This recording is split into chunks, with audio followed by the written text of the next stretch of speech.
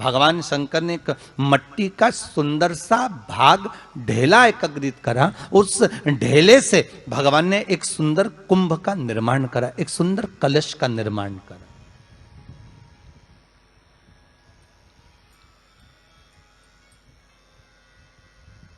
देखिए कितनी सुंदर कथा है कि सफेद मट्टी का शिवलिंग, लाल मट्टी का शिवलिंग, पीली मट्टी का शिवलिंग, काली मट्टी का शिवलिंग। उस शिवलिंग के निर्माण के पहले जब भगवान का पूजन करने के लिए पात्र की जरूरत पड़ी तो उस पात्र का निर्माण किसने करवाया था?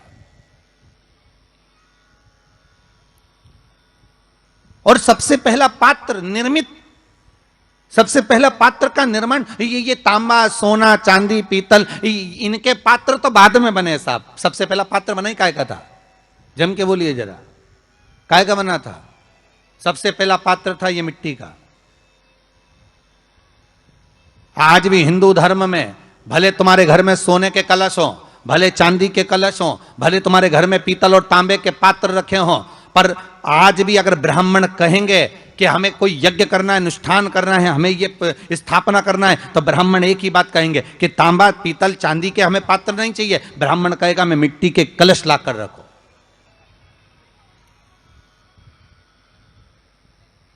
हमें मिट्टी के कलश चाहिए। और कितना बड़ा प्रमाण है जी, शास्त्र का प्रमाण देखिए कितना बड़ा है।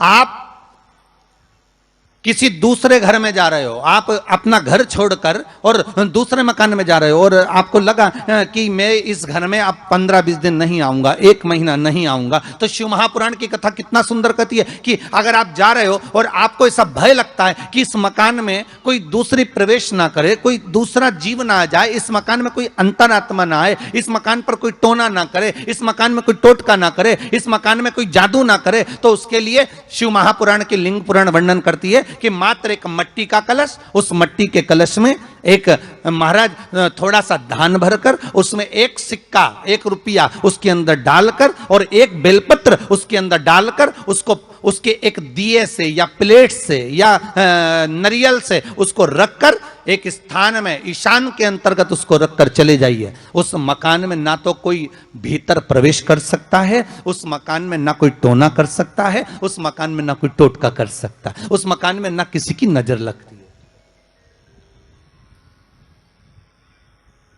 और वो पात्र कोई दूसरा नहीं होना, वो पात्र होना चाहिए मट्टी का कलश। मट्टी के कलश की बड़ी महत्वता है। अब तो थोड़ा सा महाराज हो गया कि लोग हम मट्टी का कलश अगर तुम दोगे भी तो ब्राह्मण क्या काम में लेगा, तो ब्राह्मण जन कह देते हैं थोड़ा तांबे के 4 कलश लेकर आइए हो, तुम जरा स्टील के 5 कलश लेकर आइए, आप तुम तांबे के या ये बर्तन लेकर आइए। पहले इसका प्रमाण नहीं था, पहले प्रमाण था केवल मट्टी का कलश। स्थापना जो थी वो मट्टी का कलश, विराजमानता थी मट्टी का कलश, जिसका निर्माण स्वयं भगवान शिव शंकर, भगवान शंभु, भगवान त्रिकालदर्शी कैलाशी स्वयं लिंग पुराण के अंतर्गत शास्त्र वर्णन करता है कि जिसमें सुंदर शिवलिंग की स्थापना करी गई, शिवलिंग का निर्माण करने के लिए भगवान ने। और स्कंद पुराण में भी आता है, यही बात शिव महापुराण में भी आती है। और आपको पहले भी कथा में कहा कि ब्राह्मण सफेद मट्टी का शिवलिंग बना, पहले भी कथा में कहा, आज फिर कह रहा है। क्षत्रिय लाल मट्टी का शिवलिंग बना है, वैश्य पीली मट्टी का शिवलिंग बना है, शूद्र काली मिट्टी का शिवलिंग का निर्माण।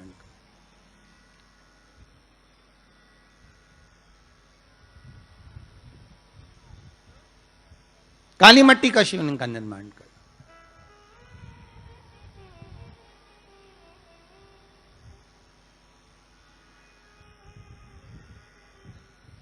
एक बहुत अच्छी बात कहें, अगर आप लोगों को अच्छा लगे तो अपनी जिंदगी में उतारना, ना अच्छा लगे तो उसको छोड़ देना, ठीक है।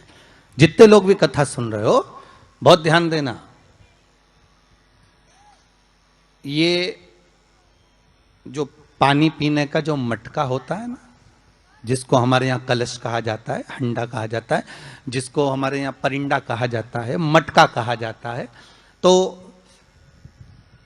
पहले जो मटका चलता था वो लाल कलर का चलता था, ठीक है।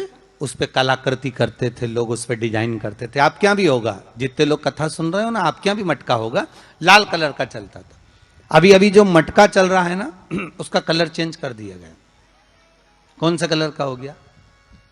वो काले कलर का बेचने लगे। तो वो बेचने वाला क्या कहता है कि साहब ये सफेद, ये लाल जो मटका है ना, इस मटके से मजबूत अगर कोई मटका है तो वो काला है।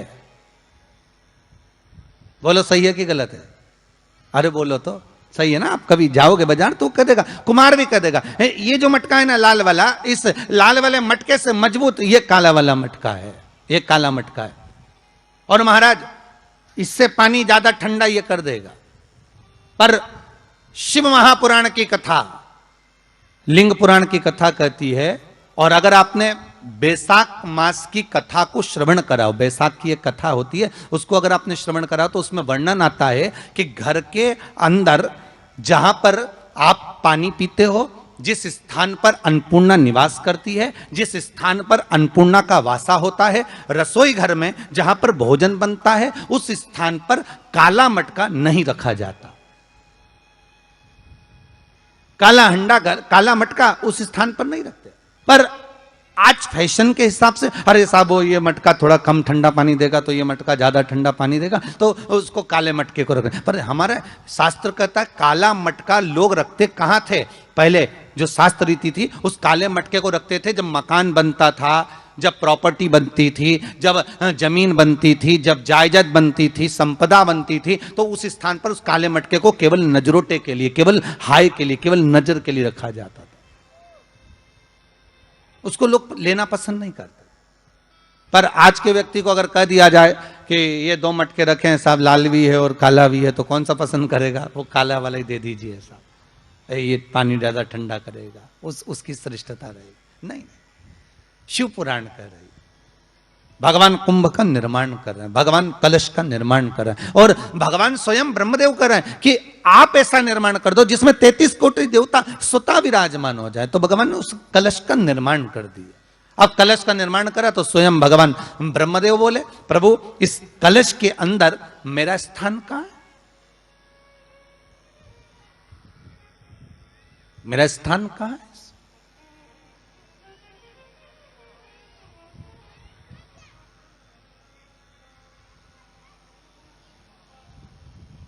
बहुत ध्यान देना महाराज, कलश का जो मुख होता है, उस मुख पर भगवान विष्णु का स्थान होता है। किसका स्थान है? भगवान विष्णु का। थोड़ा सा नीचे आओगे, जहां से कलश का मुख दबा हुआ होता है, वह जगह भगवान स्वयं शिव की होती है। किसकी जगह है? भगवान शंकर की। कलश का अग्रभाग, नीचे का भाग जहां से फैला हुआ होता है, वहां ब्रह्मा का आधिपत्य स्थापित होता है। फिर कलश का जो नीचे का भाग होता है, वो भगवान शिव और शक्ति का स्थान होता है। कलश के बाहरी भाग में, जहां पर बाहर का हिस्सा होता है, उस कलश के बाहरी भाग में 33 कोटि देवताओं को भगवान शंकर ने लाकर विराजमान किया होता है। महाराज भगवान शंकर 33 कोटि देवताओं को निमंत्रण देकर उस कलश में विराजमान कर दिया।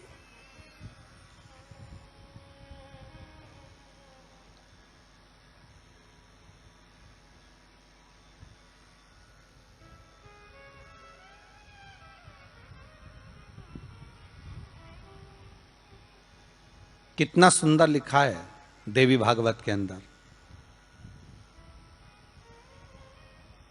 कि जहां कलश की स्थापना होती है, उस जगह पर किसी देवताओं को बुलाने की जरूरत नहीं होती। 33 कोटि देवता उस जगह पर स्वतः विराजमान हो जाते हैं। स्वयं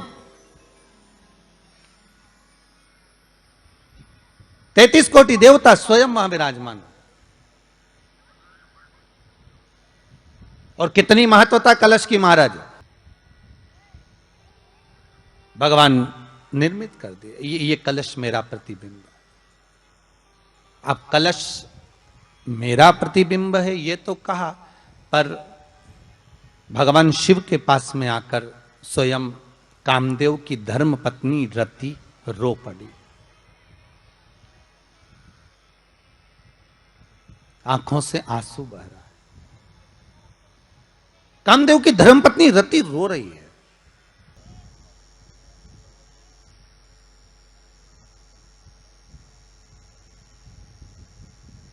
जिसके नयनों में जल भरा हुआ। शिवजी ने पूछा, बोलो रति, आपका पति जलकर भस्म हुआ तो हमने वर दिया था आपके पति को कि ये भगवान कृष्ण का पुत्र बनकर मिलेगा आपको, फिर क्यों आप यहां पर आई हो? क्या हो गया ऐसा? क्या चाहती हो आप? फिर आने का कारण क्या है आपका?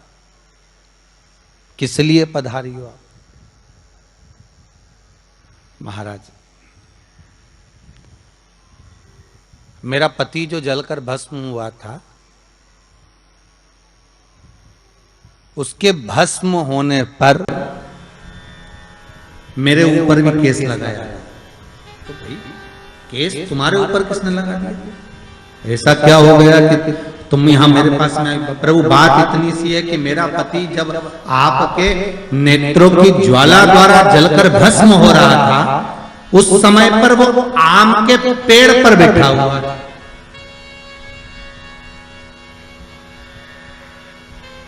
कौन से पल्लव के? आम के पल्लव, आम के डालियों में, आम के पल्लव में मेरा पति छुपा हुआ।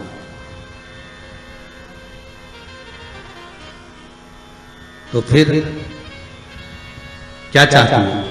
भगवान से मां रति कह रही है, दिक्कत केवल इतनी सी है कि मेरा पति जलकर भस्म हुआ, वो आपने वर दे दिया कि वो कृष्ण के पुत्र बनकर हमें मिल जाएंगे। वो हम मान रहे हैं, सब जानते हैं हम, ठीक है। पर दिक्कत इतनी सी है कि जिस आम के पेड़ पर मेरा पति बैठा हुआ था, उसके चक्कर में वो आम का पेड़ भी जला।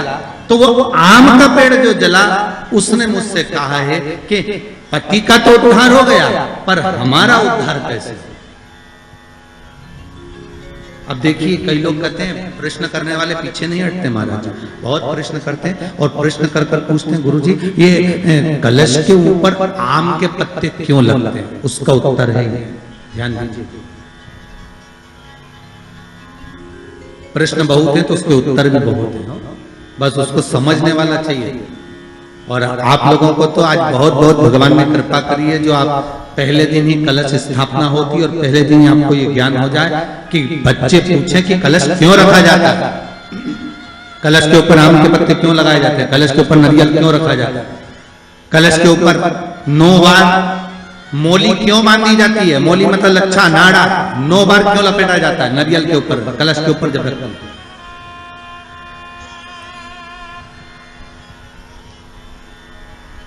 कलश के ऊपर जब जब श्रीफल रखाता है, नारियल रखाता है, तो उस पर 5 बार 7 बार मोली नहीं लपेटी जाएगी, तो 9 ही बार लपेटी जाएगी। 5 या 7 बार लपेटते हैं तो कहते हैं कि लक्ष्मी की छिन्नता होती है, और वो 9 बार लपेटी जाती है तो भरपूर लक्ष्मी का भंडार भरती है।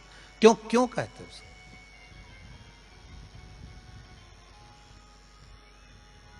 महाराज, आम के पल्लव, तो मैं केवल आपसे इतना सा निवेदन करना चाहती हूँ, आपसे केवल इतना कहना चाहती हूँ कि प्रभु मेरे मन का संशय मिटा दीजिए, और जो आम का वृक्ष मेरे पति के साथ जलकर भस्म हुआ है, उसकी विनती को आप स्वीकार कर लीजिए। आप उसके लिए भी कुछ कृपा कर दीजिए।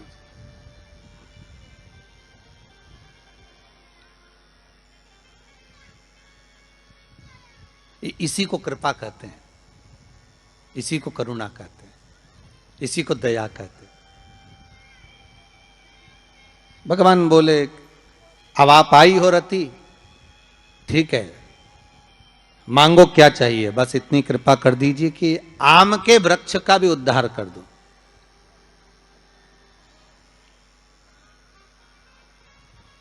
शिवजी ने कहा, हम वर प्रदान करते हैं रति,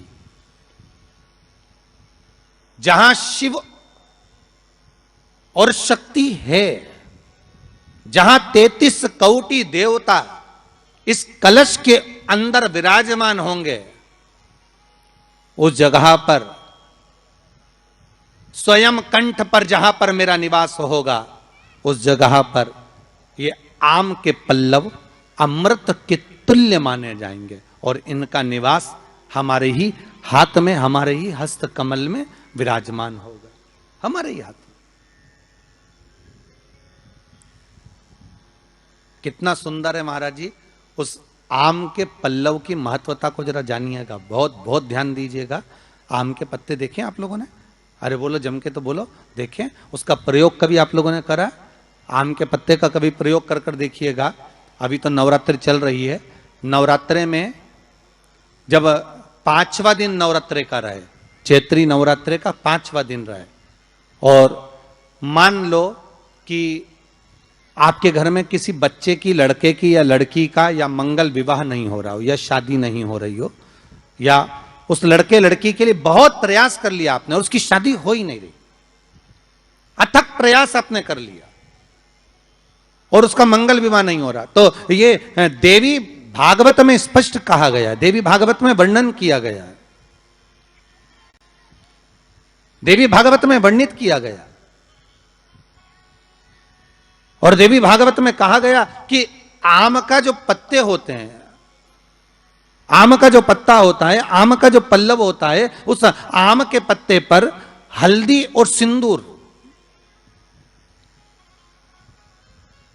इन दोनों से स्वस्तिक का निर्माण किया जाए। देवी भागवत का संवाद है, बहुत ध्यान देना महाराज। जिन कन्याओं का विवाह ना हो पंचमी के दिन, नवरात्रे की कोई सी भी पंचमी, मतलब जो पंचमी तिथि पड़ेगी, कोई भी नवरात्रा हो, चाहे वो 4 नवरात्रे में से, चाहे वो पौष का हो, अश्विन का हो, चैत्र का हो, आषाढ़ का हो, किसी भी नवरात्रे में आप कर सकते हैं। एक पान के पत्ते पर, एक ही पत्ते पर जो 2 स्वस्तिक बनेंगे, एक हल्दी का बनेगा, एक सिंदूर का बनेगा।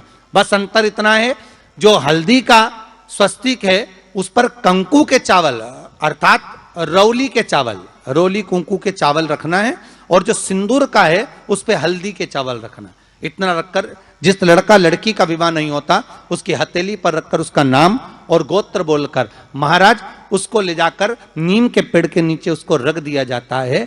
मात्र 3.5 या 4 महीने ऐसे रहते हैं जिसके अंदर उस लड़का लड़की का विवाह पक्का हो जाता है। जिसका विवाह नहीं होता केवल उसी के लिए,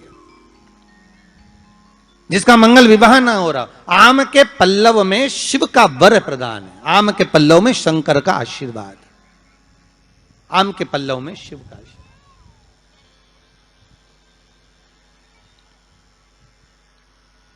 भगवान भूत भावन भूतेश्वर मेरे शिव, मेरे करुणा सागर, मेरे शंकर, मेरे त्रिकालदर्शी, मेरे कैलाशी, मेरे भोलेनाथ स्वतः कह रहे हैं, अरे रति तुम रोती क्यों है? तुम्हारे रोने का कारण क्या है? प्रभु मेरे पति के साथ ये आम का पेड़ भी जलकर भस्म हुआ।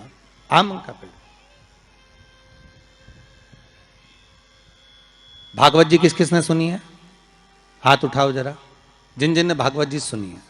आप लोगों ने सुनी है भागवत? रखिए हाथ। अगर आप लोगों ने भागवत सुनी होगी तो उसमें वर्णन आता है, तक्षक नाग डसने के लिए जब जा रहा था तब ब्राह्मण देवता जो जहर उतारना जानते थे उनको लेकर राजा परीक्षित के पुत्रों ने अपने दूतों को भेजा था लाने के लिए कि एक ब्राह्मण ऐसे हैं कि वो तक्षक नाग का जहर उतार सकते हैं, वो तक्षक नाग के जहर को समाप्त कर सकते हैं, तो आप उनको लेकर आओ। और वो तक्षक नाग का जहर उतारने वाले उस ब्राह्मण को लेकर जा रहे थे, तो सर्प ने विचार करा, तक्षक नाग ने कि बताओ ये तो गजब का काम कर रहा, अगर ये ब्राह्मण पहुंच गया तो ये ब्राह्मण तो सर्प का जहर उतार देगा। तो सांप तक्षक नाग को ये चिंता लग गई कि मेरे को ही डसना है और मेरे जहर ये उतार देगा, और डसने भी एक ही बार है और मरना चाहिए परीक्षित को श्राप लगा, अब करूं तो करूं क्या। तो सर्प ने विचार करा कि मैं एक रूप रख कर जाता हूं और इस ब्राह्मण की परीक्षा लेता हूं।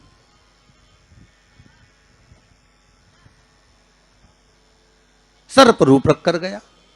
भागवत आप लोगों ने श्रवण करी होगी। तो जब तक्षक रूप रख कर गया और उस ब्राह्मण के पास में जाकर पूछा कि ब्राह्मण देवता ये बताओ कि आप कहां जा रहे हो? तो ब्राह्मण बोला आपको नहीं मालूम, राजा परीक्षित को सांप डसने वाला है तक्षक नाग और मैं जहर उतारना जानता हूं। अच्छा आप जहर उतार दोगे? हाँ। तो किस लिए जा रहे हो? जहर उतारने के लिए। तो जहर उतारने क्यों जा रहे हो? तो कहा राजा है राजा, जब राजा का जहर उतारेंगे तो मुद्रा भी कितनी मिलेगी आपको मालूम नहीं है क्या? अच्छा, ब्राह्मण देवता इसलिए जा रहे हो? हाँ, पर उसको तो किसी संत ने श्राप दिया। अरे तो श्राप संत ने दिया है, हम ब्राह्मण हैं, हमारा कर्म है किसी को बचाना, तो हम तो बचाएंगे। अच्छा, आप में इतनी सामर्थ्यता है कि आप तक्षक नाग का जहर उतार दो? अरे तक्षक नाग आकर अगर मेरे सामने खड़ा हो जाए और किसी को डस ले तो यह पक्का है कि मैं जहर उतार सकता हूं। अच्छा, तो इतने में तक्षक नाग सामने बिल्कुल प्रकट हो गया और तक्षक नाग प्रकट होकर बोला, बता ब्राह्मण किसको डसूं मैं? ब्राह्मण ने कह दिया तुम्हारी मर्जी पड़े उसको डसो। सामने एक पेड़ था, उस पेड़ को ब्राह्मण ने, उस तक्षक नाग ने डस लिया। अब तक्षक नाग ने उस पेड़ को डसा और डसने के बाद में वो पेड़ पूरा जल गया, पूरा जल गया। अब पेड़ तो जल गया, पर ब्राह्मण जो था जिसको परीक्षा देना थी, वो ब्राह्मण को यह नहीं मालूम था कि इस पेड़ पर एक संत बैठकर साधना कर रहा था, तपस्या कर रहा था। और जब वो पेड़ जला तो वो संत भी जल गया, संत भी जल गया। अब जब संत जल गया, ब्राह्मण ने हाहाकार की आवाज जब सुनी तो आंखों में जल भर गया। आखिर हुआ क्या?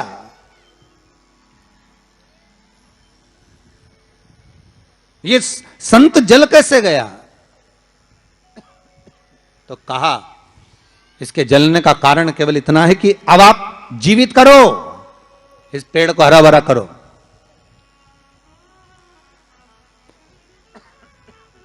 इस पेड़ को हरा भरा कर दीजिए।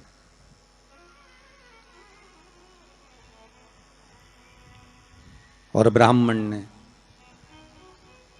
हाथ की अंजलि में जल लिया। हाथ की अंजलि में जल लेकर ब्राह्मण उस जल को पेड़ के ऊपर छींट रहे थे, तो सबसे पहले ब्राह्मण ने यह मन में सोचा कि भोलेनाथ, शंभु त्रिकालदर्शी है, कैलाशी, कृपा ऐसी करना कि सबसे पहले जो पेड़ पर जो संत बैठा था वो जीवित होना चाहिए। जो वृक्ष पर संत बैठा है वो जीवित होना चाहिए।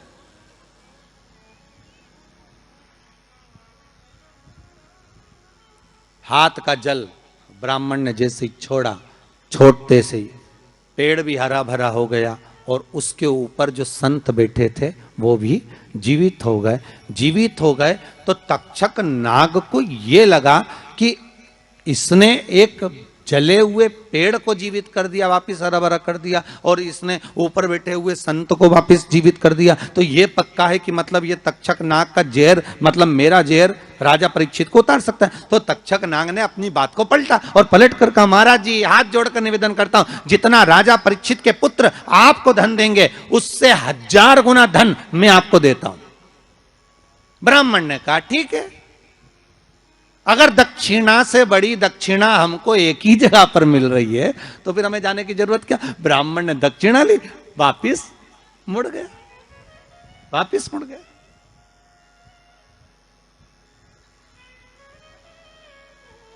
अब ईमानदारी से बोलो, वो ब्राह्मण नरक गया होगा कि स्वर्ग गया होगा? जरा जम के बोलना, हो सुनाई देना चाहिए हमको। कहां गया होगा? नरक। काय में लिखा है? देवी भागवत में।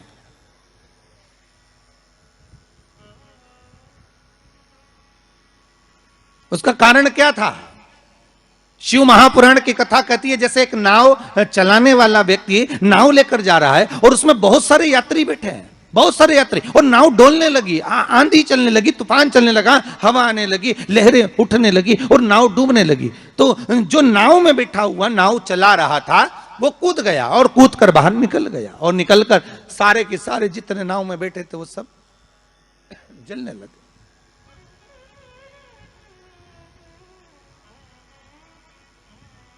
जितने नाव के अंदर बैठे थे वो सारे के सारे जलने लगे।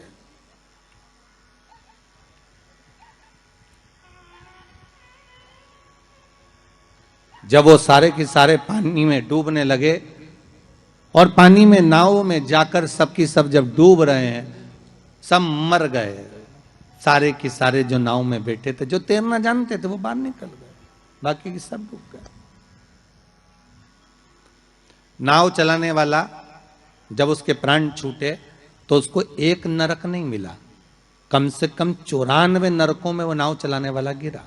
शिव महापुराण की कथा कहती। तो उस नाव चलाने वाले ने भगवान से पूछा कि मुझे इतने सारे नरक क्यों दे रहे हो? मैंने तो लोगों को गंगा से पार उतारा, मैंने तो रोज गंगा का जल पिया, मैंने तो रोज गंगा का स्मरण किया, मैं तो रोज भगवान का दर्शन करता था, मैं रोज गंगा से पार उतरता था, दुनिया के लोगों को मैं पार उतारने का काम करता था। तो भगवान ने कहा गलती केवल तुमने एक कर दी, तुमने अपने प्राण बचाए। अगर तुम 2 लोगों के भी प्राण बचाते बचाते मर जाते तो तुमको बैकुंठ मिल जाता, पर खुद के प्राण बचाए और दूसरों को मरने दिया, इसलिए तुमको नरक मिला, इसलिए तुम्हें नरक प्राप्त हुआ। शिव महापुराण की कथा कहती है जिस पर दुनिया को विश्वास होता है, दुनिया को जिस पर विश्वास है, जिससे आज कोरोना महामारी के चलते हुए, इस कोरोना महामारी को देखते हुए, इस वायरस को देखते हुए दुनिया का विश्वास डॉक्टर पर टिका हुआ है। औषधि देने वाले, दवाई देने वाले उन डॉक्टरों पर दुनिया का विश्वास टिका हुआ है। तो डॉक्टर का क्या फर्ज है? जैसे नाव चलाने वाले का फर्ज है कि बचाते बचाते भगवान करे भले तुम्हारे प्राण छूट जाते तो तुम्हें स्वर्ग मिल जाता। युद्ध के मैदान में सैनिक युद्ध करते करते मर जाता तो उसको वीरगति प्राप्त हो जाती, पर खुद के प्राण बचाने के चक्कर में आप दुनिया को धकेल दो, ये श्रेष्ठता नहीं।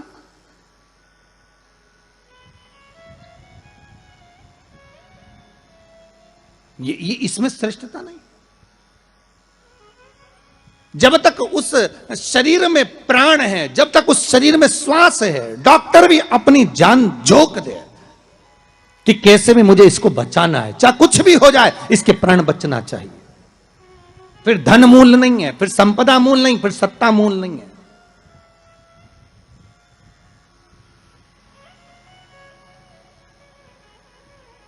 वो नाव चलाने वाले को 94 नरक भोगना पड़े।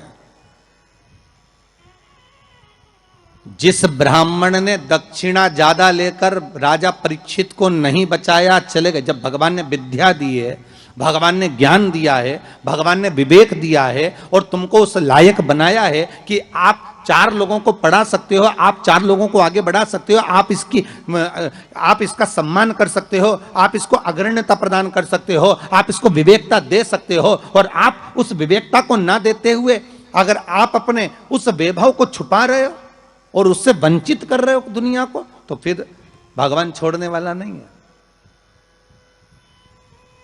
नरक भोगना।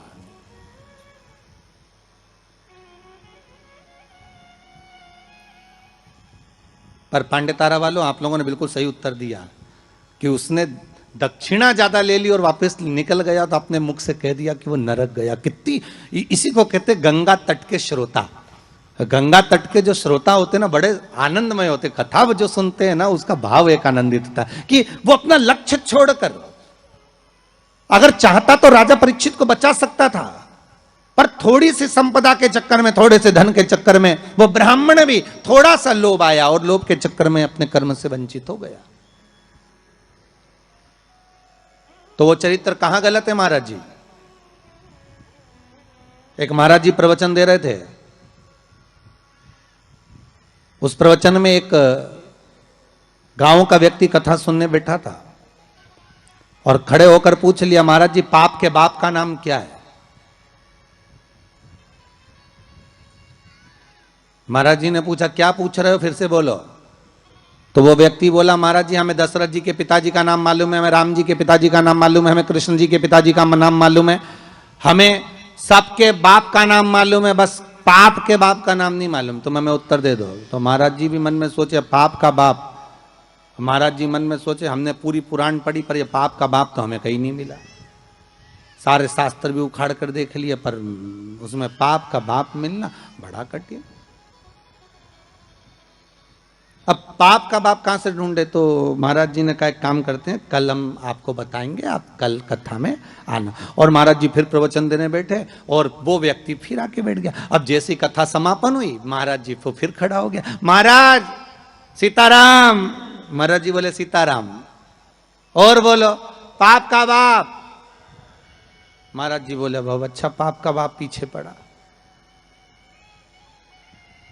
महाराज जी बोले कल कल बिल्कुल पक्का है कि तुमको तुम्हारे प्रश्न का उत्तर मिल जाएगा। अब महाराज जी ने आज भगवान को 2 अगरबत्ती लगाई कि वो नहीं आना चाहिए प्रभु, क्योंकि वो फिर आएगा, फिर प्रश्न करेगा पाप का बाप। अच्छा वो प्रश्न नहीं भी करता ना तो उसका मुंह देखकर याद आ जाता है कि प्रश्न करेगा पक्का। तो पंडित जी जब निकले ना प्रवचन के लिए तो उन्होंने भगवान को 2 अगरबत्ती लगाई, भगवान ये नहीं आना चाहिए। और पंडित जी जैसे ही बस कथा में आ रहे थे, प्रवचन देने आ रहे थे, वो रोड पे ही मिल गया पाप का बाप। अब पंडित जी मन में सोचे प्रवचन दूं कि ना दूं, बड़ा टेंशन है। अब प्रवचन दे कि ना दे यही सोचे। अब महाराज जी फिर कथा में बैठे, उसने फिर प्रश्न कर दिया महाराज कि पाप के बाप का नाम बता दीजिए। महाराज जी फिर नहीं बोले। अब नहीं बोले तो शिव महापुराण की कथा कहती है महाराज, वहीं पर एक वैश्या बैठी थी कथा में, रोज कथा सुनने आती थी। उसका मन, उसका चित्त, उसकी वृत्ति कथा में बड़ी रमती।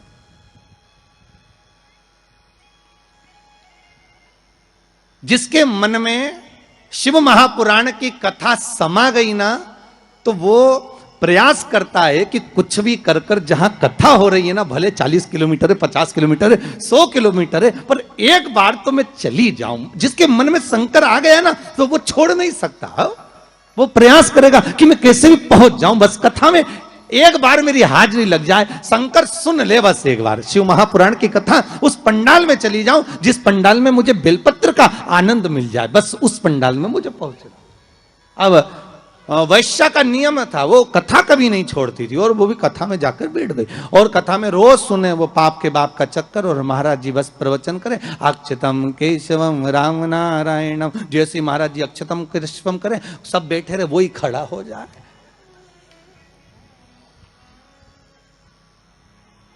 अब महाराज जी भी मन में सोचे अब क्या करें, तो महाराज जी डबल से कह रहे हैं अक्षतम केशवम राम नारायणम कृष्ण दामोदर वासुदेवम हरे। तो वो महाराज जी हाथ हिलाएं कि अभी भी पाप का बाप नहीं मिला, पर वो तो वो खड़ा।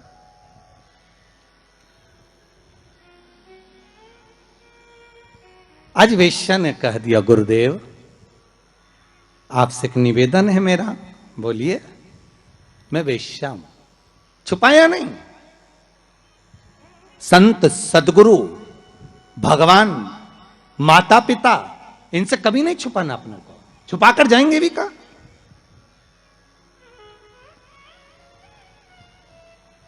अगर माता पिता से कुछ छुपा लेंगे, संतों से, सदगुरु से अगर छुपा लेंगे तो जाएंगे कहां भगवान से छुपाकर?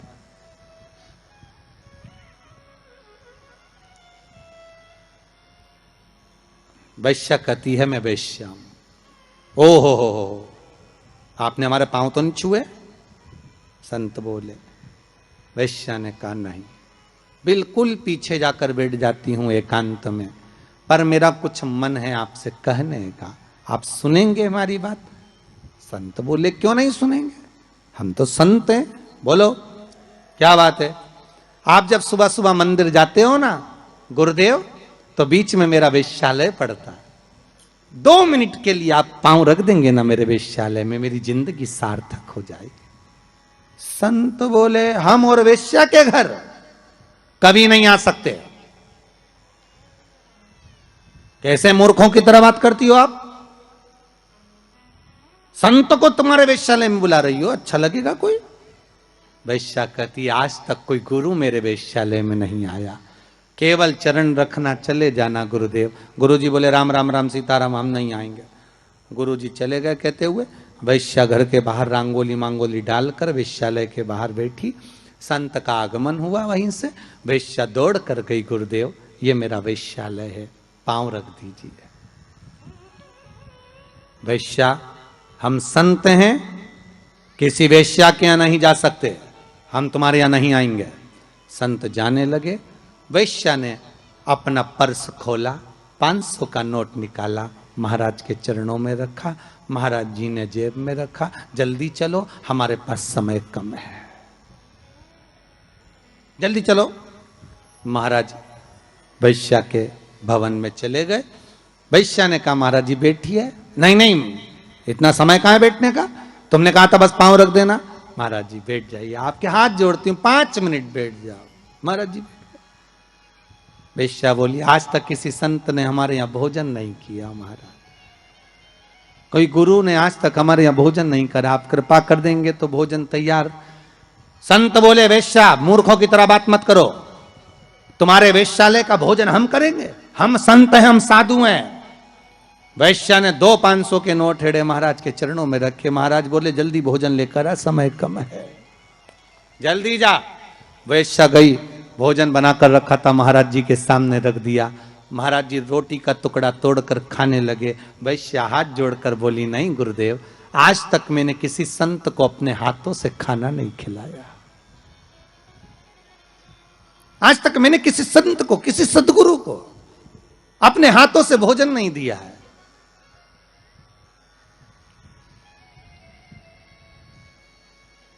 मैं अपने हाथों से आपको भोजन कराना चाहती हूं। संत बोले तुम जानती नहीं कि तुम वेश्या हो, हम संत हैं, साधु सन्यासी तपस्वी किसी के हाथ से खाना नहीं खाते। वैश्या ने 4 500 के नोट हिड़ के सामने रखे। महाराज जी ने मुंह खोल लिया। वैश्या ने रोटी का टुकड़ा तोड़ा, महाराज के मुख में दिया, दूसरा तोड़ा तो रोटी का टुकड़ा खीर में भिंगोया, महाराज के मुंह में डालने की जगह थाली में रखकर वैश्या ने एक थप्पड़ महाराज के गाल पर दिया, एक थप्पड़ महाराज के गाल पर। संत ने पूछा वैश्या तुमने हमें थप्पड़ मारा? वैश्या कहती नहीं महाराज, ये अभी मारा तो 5 उंगली हमारे गाल पर पड़ी हुई है, ये थप्पड़ नहीं तो और क्या है।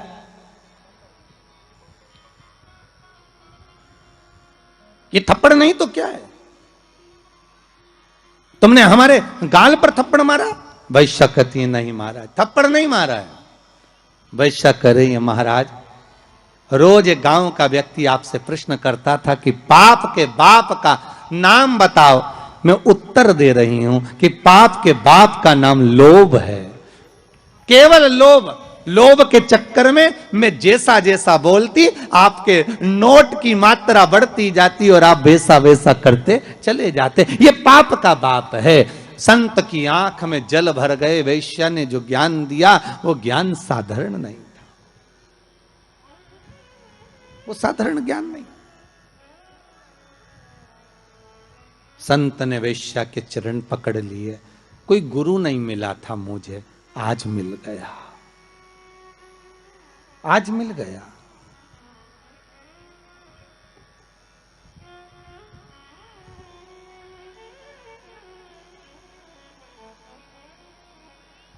पाप का तो वो जो ब्राह्मण था उसने एक गलती कर दी। परीक्षित को अगर बचाता भले 5 मुद्रा मिलती, पर मिलती ना, मिलती मुद्रा। पर उस ब्राह्मण ने एक गलती कर दी कि वो परीक्षित को बचाने की जगह ज्यादा मुद्रा लेकर वापिस मुड़ गया, वापिस।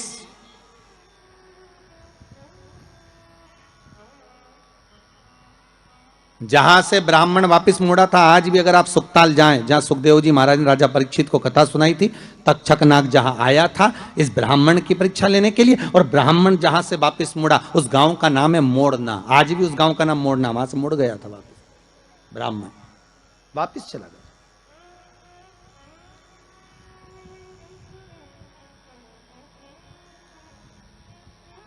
जरा सा लोभ बस वाम भरमा दिया।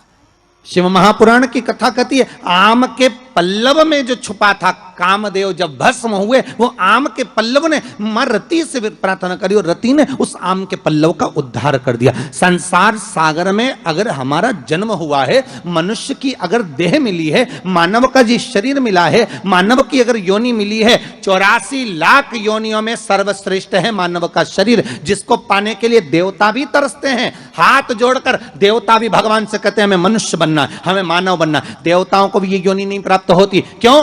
क्योंकि बैकुंठ का भोग केवल भोग है, केवल भोग। अगर मरने के बाद बैकुंठ चले भी जाओगे तो वहां चांदी की थाली में, सोने की थाली में भोजन मिलेगा, डनलफ का गद्दा मिलेगा, एसी का रूम मिलेगा, बढ़िया खाने के लिए सब कुछ मिलेगा, आराम से फ्रिज, कूलर, वॉशिंग मशीन सब मिलेगा। एसी में आप आराम से सो, डनलफ के गद्दे पर सो। पर बैकुंठ में केवल भोग भोगने की वस्तुएं मिलेंगी। पर बैकुंठ में भगवान का भजन मिलेगा क्या? जम के बोलिए, नहीं मिलेगा। बैकुंठ में गंगा का स्नान मिलेगा क्या? नहीं मिलेगा। बैकुंठ में शिव महापुराण की कथा मिलेगी क्या? नहीं मिलेगी। बैकुंठ में दान करने का मौका मिलेगा क्या? नहीं मिलेगा। बैकुंठ में भजन करने का मौका मिलेगा? नहीं मिलेगा। बैकुंठ में ना तो भजन मिलेगा, ना कीर्तन मिलेगा, ना नाम जाप मिलेगा, ना गंगा का स्नान मिलेगा। बैकुंठ में ना तीर्थ मिलेगा। बैकुंठ में अगर मिलेगा तो एक एसी का रूम मिलेगा, डनलफ का गद्दा मिलेगा, सोने की थाली में भोजन मिलेगा, 2-4 दासियां तुम्हारा पंखा झेलेगी, पांव दबाने वाले मिलेंगे, इससे ज्यादा कुछ नहीं मिलेगा। बैकुंठ में लोग कहते हैं भगवान विष्णु मिलेंगे क्या? तो भगवान विष्णु से किसी ने पूछा तुम बैकुंठ में रहते हो? भगवान विष्णु कहने लगे मुझे तो फुर्सत ही नहीं, जहां कथा होती मैं तो वहां चले जाता। जब बैकुंठ अधिपति कथा सुनने के लिए पितरों के धाम में जाते हैं, कथा सुनने के लिए पांडतारा आ जाते हैं, कथा सुनने के लिए गंगा के घाट चले जाते हैं, तो भगवान कह रहे हैं बैकुंठ में फिर मनुष्य क्यों चाहता है बैकुंठ जाने के लिए? लक्ष्मी जी से पूछा तुम रहती हो क्या बैकुंठ में? लक्ष्मी जी बोली मैं जहां नारायण मां में, मैं क्या करूं बैकुंठ में? तो फिर बैकुंठ में क्या है? तो लक्ष्मी जी बोली 3 स्टार होटल, 5 स्टार होटल, आराम से रहो, खाओ पियो, मौज करो। और जब तुम्हारा पुण्य खत्म हो जाए, जैसे ही पुण्य खत्म वैसे धक्का मार के फेंक दिया। जैसे जब तक जेब में पैसा है तो होटल के अच्छे से अच्छे रूम में, खूब कुंभ के मेले में होटल बुक करो, खूब इलाहाबाद में, प्रयागराज में खूब प्रेम से रहो। और जब जेब में पैसा खत्म तो होटल वाला भी कह देगा निकलो, बाहर निकलो। तो होटल वाले से क्योंकि हमने 1 महीने का पैसा दिया था, 2 दिन तो ज्यादा रहने दे। 2 दिन क्या 24 घंटा ज्यादा नहीं रहने देगा। पैसा खत्म तो निकल कर बाहर जाओ, पैसा हो जमा करो, फिर रूम में रहो। उसी तरह बैकुंठ में जितना पुण्य है उसके बल पे रह लो। जैसे ही पुण्य समाप्त, चलो पांडे तारा वापिस पहुंच जाओ प्रतापगढ़। फिर कहोगे तुम जानते नहीं हो, हमने सियोर वाला महाराज के मुंह से शिव महापुराण की कथा सुनी तो बहुत बड़ा पुण्य कमाया। तो भगवान विष्णु बोले पुण्य तो कमाया पर खत्म भी तो हो गया, वापिस जा नीचे बैटरी चार्ज करके आ, वापिस जा, फिर कथा सुन।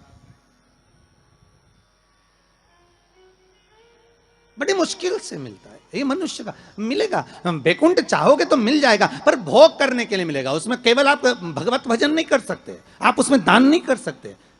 बैकुंठ में कोई तुम्हारे सामने हाथ फैलाकर भिक्षा मांगने नहीं आएगा। कोई बैकुंठ में तुमसे ये नहीं कहेगा कि तुम गौ माता के लिए दान दो, या तुमसे ये नहीं कहेगा कि वृद्धाश्रम के लिए दान दो, या तुमसे कोई ये नहीं कहेगा कि मंदिर निर्माण के लिए दान दो। बैकुंठ में तो तुम केवल भोग भोगोगे, और उसके बल पर भोगोगे जो तुमने दान करा, जो पुण्य करा, जो सत्कर्म करा।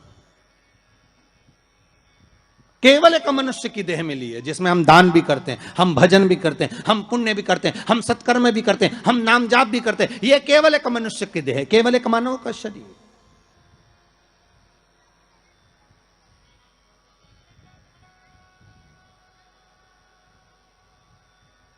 इसके सिवाय कहीं सुख नहीं। 84 लाख योनियों में श्रेष्ठ योनि मानव की, और उसको हम गंवा दे महाराज तो वो बेकार। आम के पल्लव के लिए रति आकर कहती है। संसार वासियों से हमारा यही निवेदन है कि आप किसी के लिए कुछ नहीं कर सकते तो कम से कम फोन लगाकर इतना तो कह सकते हो, कथा आ रही है, टीवी चैनल पर चल रही है, 4 बजे से 7 बजे तक चल रही है, जरूर सुनना। कोरोना महामारी चल रही है, कम से कम कथा सुनकर इस हृदय को विल पावर मजबूत होगा। कथा सुनकर अपने को एनर्जी प्राप्त होगी, कथा सुनकर हम आद्य शक्ति जगदम्बा का आराधना कर सकते हैं, कथा को सुनकर ये नवरात्रे में शंकर की कथा का अनुमोदन कर कर इस कोरोना महामारी से हम लड़ सकते हैं, इसको भगा सकते हैं, क्योंकि अपने भीतर का पावर प्रबल होना चाहिए। आधे से ज्यादा लोग हॉस्पिटल में इसलिए मर रहे हैं क्योंकि उनको भय लग रहा है, कोरोना लग गया, कोरोना लग गया, बेचारा अच्छा भी हो गया तो भी मर जा रही है। किसी ने पूछा गुरुजी पिछले साल तो आया था यह कोरोना, अब की बार फिर आ गया। हमने कहा जन्मदिन मनाने आया है। अब पार्टी कितनी बड़ी करता है ये तो उसके ऊपर है, और पार्टी में कितनों को निमंत्रण देता है ये वही जान सकता है, और जो जो उसकी पार्टी में गया वो निपट गया। इसलिए निवेदन है अभी जन्मदिन पार्टी में बिल्कुल मत जाना कोरोना की, अर्थात सोशल डिस्टेंसिंग बनाकर रखो। और आपसे भी निवेदन है जितने लोग कथा में सुनने आ रहे हो ना, कम से कम दूरी बनाकर रखना, या फिर एक लकड़ी लेके चलो इतनी बड़ी सटैया, नपती करो यहां से यहां से यहां से यहां से, जो पास में बैठा मिले बिल्कुल। अरे कितना बड़ा जगह दिया है? कितनी बड़ी जगह है, आराम से तुम लोग तो बढ़िया चकाचक, तुम्हारी मर्जी पड़े तो एक एक पलंग भी लिया, तुम तो नहीं सोई, तुम कथा सुनने वाली इतनी बड़ी जगह, ओ उसमें भी इतनी बड़ी जगह होने के बाद कई माताओं की आदत रहती पर बैठेगी वहीं खसक के यहीं बैठ जा, अरे बैठ जा।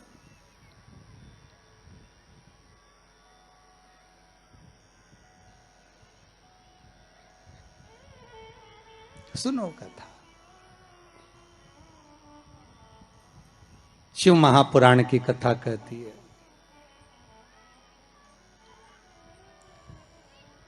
उस कलश पर आम के पल्लव शिव का वर है। किसका वर है ये? शंकर का। 11 आम के जो पत्ते जिस डाली में लगे होते हैं, वो डाली कोमल सी डाली, 11 टुकड़े महाराज एक कच्चे सूत से लपेटकर 11 बार उसका भाग, जब उसको लपेट लोगे इस तरह से इकट्ठा करके, आगे का जो भाग है 11 बार कच्चा सूत लपेटने के बाद जो भाग पीछे का आगे का कोई भी हो, उसको शहद में डुबाकर शिव जी को समर्पित कर दो। किस जगह पर रखना है? अशोक सुंदरी वाली जगह। अशोक सुंदरी की जगह जानते हो आप लोग, पहले भी आपको बताया है, आज फिर आपको वर्णन कर दें। जैसे ये गोल जलाधारी है, ये शिवलिंग रखा है, ये 2 जहां से पानी बह रहा है बाबा के चरणारविंद, राइट में श्री गणेश जी का स्थान, लेफ्ट में कार्तिकेय का स्थान, बीच में अशोक सुंदरी की जगह। शंकर भगवान की 6 लड़कियां हैं। भगवान शंकर के 13 बच्चे, 13 बच्चों में से 6 लड़कियां, उस 6 लड़कियों में से एक लड़की का स्थान, भगवान शंकर की एक बेटी का स्थान, अशोक सुंदरी का स्थान सामने। पद्म पुराण में स्पष्ट किया यह स्थान अशोक सुंदरी का। शंकर भगवान की जलाधारी में पार्वती जी का हस्तकमल, ऊपर से जो एक एक बूंद पानी गिरता है, यह शंकर भगवान की 5 लड़कियों का स्थान है। जया, विषहरा, शामरी बारी, दौतली और देव। शंकर भगवान की 5 लड़कियां भगवान शंकर के मस्तक पे जल की धार गिरा रही हैं। बीच में जो अशोक सुंदरी का स्थान है महाराज, उस जगह पर शहद का मुख, जो शहद आपने भिंगोया है, उस शहद का मुख शंकर जी की ओर कर कर इसी चैत्र के महीने में, इन्हीं नवरात्रि में शंकर भगवान के उस अशोक सुंदरी की जगह पर शहद का भाग शिव जी की ओर रख दें। महाराज अगर घर में संपदा की कमी हो या कोई पैसा खा गया हो, रुपया नहीं दे रहा हो, पैसा अटक गया हो, तो उस शहद को शिव जी की ओर मुख कर कर उस आम के पल्लव की जो डंडी है उसको 11 डंडी को वहां रख दीजिए और उससे अपनी कामना कर कर आ जाइए। हो सके उस शहद में से थोड़ा सा शहद किसी रुमाल पर, किसी कपड़े में लगाकर उसको रख लीजिए। जिस व्यक्ति से पैसे लेना है, जिस व्यक्ति से पैसे मांग रहे हो, उससे एक बार जाकर मिल लीजिए, एक बार उसको खबर कर दीजिए।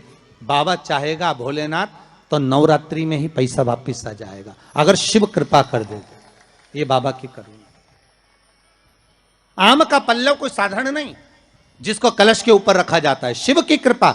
जिस आम के पेड़ पर स्वयं कामदेव चढ़कर भगवान शंकर के तीसरे नेत्र द्वारा जलकर भस्म हो जाते हैं, वो आम का पेड़ साधारण नहीं हो सकता।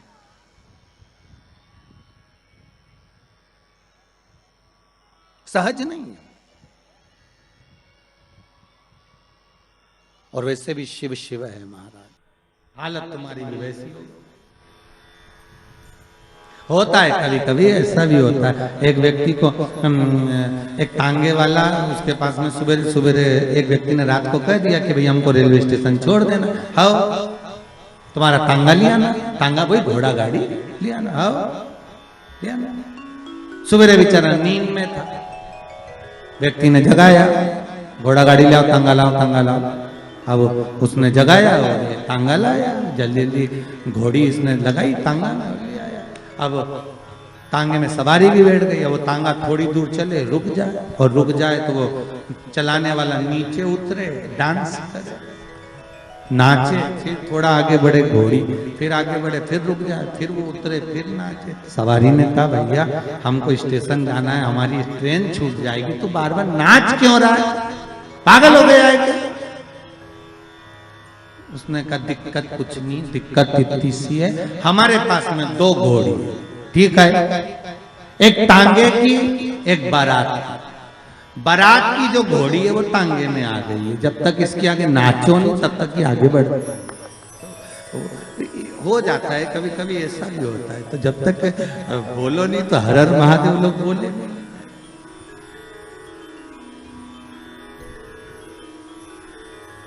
अब आम के पल्लव को बाबा ने विराजमान किया। अब आया है उसके ऊपर क्या रखते हो, श्रीफल, नारियल, ठीक है।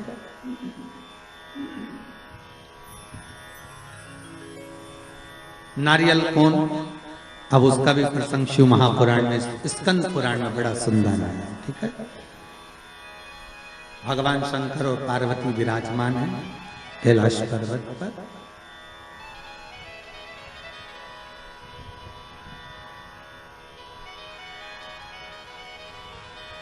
भगवान शिव के मन में बात आई, शंकर भगवान ने मां पार्वती जी से कहा, ए जगत धात्री, हाँ प्रभु बोलिए, सुनो।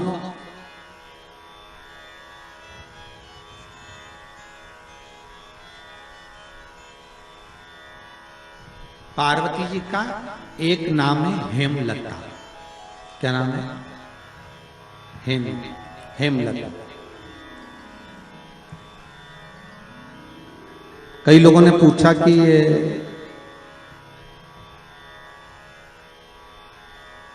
जो पार्वती जी का हेमलती जो नाम है, नाम का हेमलती, अब उसको कर दिया हेमलता, है ना। तो ये माता पार्वती का हेमलती नाम किस जगह पर पड़ा? तो देवी भागवत में आता है कि जिस जगह पर शंकर भगवान ने पार्वती से एक बात कही कि हमारा मन है कि हम दोनों बालकों की परीक्षा लें, और पार्वती जी ने जब भगवान शिव से कहा कि बच्चों की परीक्षा क्या लेना, संतान अपनी है और इनकी परीक्षा हम क्यों लें, किस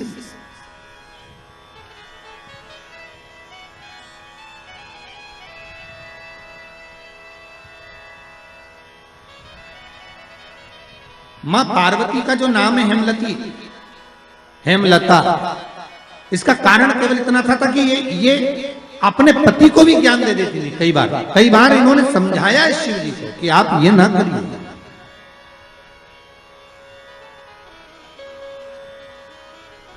आप मत करो परीक्षा, मत करो, पर शिव तो शिव थे। बुला लिया कार्तिकेय को, गणेश जी को बुलाकर कहा,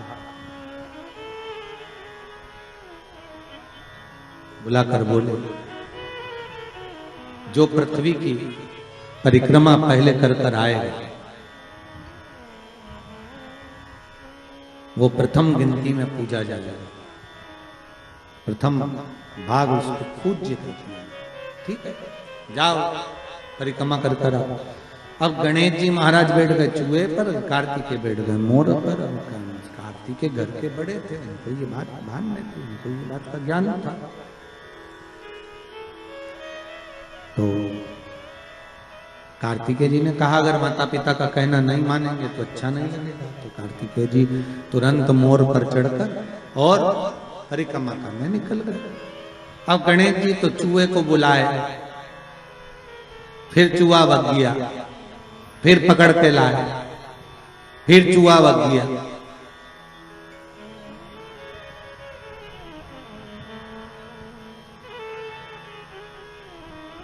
अच्छा, गणेश पुराण में लिखा है नंदी और भृंगी, शंकर भगवान के ये दोनों गण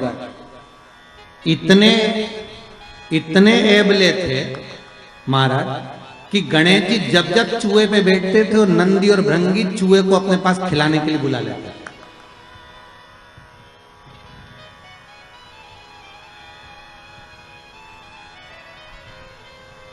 इनकी आदत थी दोनों की। अब जैसे ही परिक्रमा की बारी आई तो गणेश जी को जैसे ही गणेश जी चूहे को बुलाए और नंदी भृंगी चूहे के सामने थोड़ा सा सामान डालते, चूहा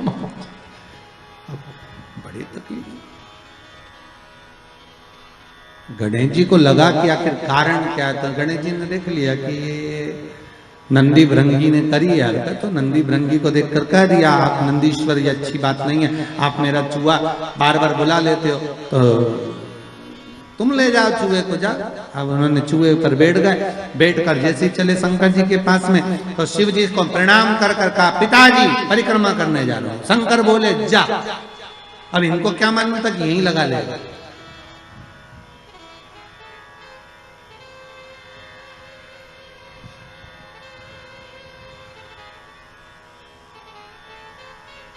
अब उनको क्या मालूम था कि यहीं लगा लेगा।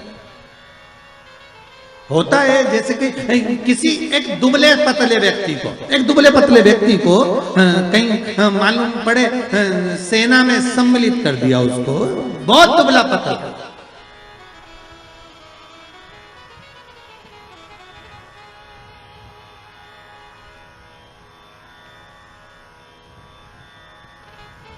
और उससे कहा जाए तो अफगानिस्तान की ओर से लड़ेगा, ले ये गोला बम का और ले जा। और उसने कहा मेरे में इतना जुनून है कि मैं पूरे देश को उड़ा दूंगा और अफगानिस्तान को जिता दूंगा। मालूम पड़े उसको भेज दिया और इतना बड़ा बम देके भेजा, और मालूम पड़े जैसे ये बॉर्डर पे पहुंचा और तेजी से हवा चल गई तो घूम गया, मालूम पड़े वही उठाकर अफगानिस्तान पर फेंक दिया। अब जिस सेना से लड़ रहा था उसी सेना को निपटा दिया। अब सोचने में सब पड़ गए कि क्यों रे तुझे लड़ने के लिए वहां भेजा था, बम फेंकना था वहां, तो क्या गलती मेरी थोड़ी ना, बम तो मैं वहीं के लिए लेकर गया था, पर हवा गलत चली, उसने उड़ाकर मुंह इधर कर दिया तो बम इधर चले।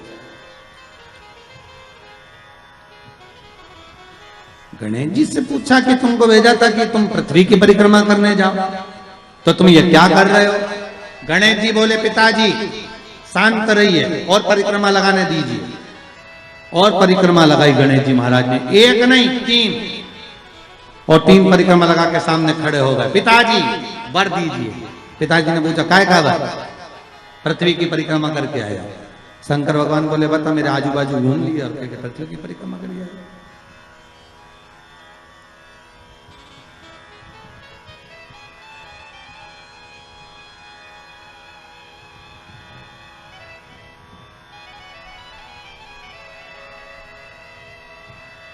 तो ये होता है कभी कभी। रामचरित मानस में केवट का चरित्र आता ना, केवट ने राम जी को नाव में बिठाया, या घाट से लेके चले वह घाट पर जाए, वह घाट से वापस घुमा के ये घाट पे ले जाए, इस घाट से उस घाट पे ले जाए, उस घाट से इस घाट पे ले जाए, बड़ा बार बार घुमा दिया वो नाव को। अच्छा, केवट की नाव जो अच्छी नाव थी वो तो भगवान ने छोड़ी दी थी, वो केवट की नाव में बैठे तो वो नाव भी ऐसी थी कि उसमें बीच में छेद था। और लक्ष्मण जी ने कहा भी था भैया इसकी नाव में मत बैठो, छेद है। राम जी बोले कितना दयालु है बेचारा, कैसा सीधा साधा एकांत में बैठा, इसी की नाव में बैठूंगा मैं तो बस बैठूं। लक्ष्मण जी ने मना भी करा, और जैसे ही लक्ष्मण जी ऊपर चढ़े तो केवट ने अपना पिछोड़ा उतार के दे दिया, लो लक्ष्मण भैया। लक्ष्मण जी ने पूछा ये काहे के लिए, कि नाव में छेद है, पानी भराएगा तुम भरते जाना निचोड़ते जाना। अब लक्ष्मण जी वो पानी को बार बार निचोड़ रहे बार, और वो नाव को घुमाते जा रही है यहां से वहां, बार बार इधर जाए उधर। तो इतने में सबसे ज्यादा गुस्सा किसको आना चाहिए बोलो? लक्ष्मण को आना चाहिए ना, कि बता हम तो निचोड़ के मर जाए। लक्ष्मण जी को जो क्रोध आया तो न राम जी को देखा, और राम जी लक्ष्मण जी की बात को जान गए। तो राम जी लक्ष्मण जी की बात को जानकर उन्होंने केवट से कहा, केवट जी प्रभु, ये घाट से वो घाट से ये घाट 10 चक्कर लगा दिए, हम थक गए, पार क्यों नहीं उतारता? केवट बोला, वाह प्रभु, तुम 10 चक्कर में थक गए, हमें 84 के चक्कर में पड़ो, हम नहीं थके। राम जी बोले बहुत बेकार है, इससे मुंह मिलाना ही बेकार। राम जी नीचे बैठ गए। राम जी ने लक्ष्मण को इशारे में बोला, तू बोल। और लक्ष्मण जी उठ के खड़े हो गए, धनुष को बाण लेकर, रुक जा, अभी तेरे प्राणों को हरता हूं, अभी प्राणों को हरता हूं तेरे। क्या समझता है तू? परेशान कर रखा है, पार क्यों नहीं करता? इतने में केवट बोले, ए भैया लक्ष्मण, क्रोध तो दिखाना मत, और ये समझना मत कि हम तुम्हें पहचानते नहीं है। तुम पूर्व में शेषनाग,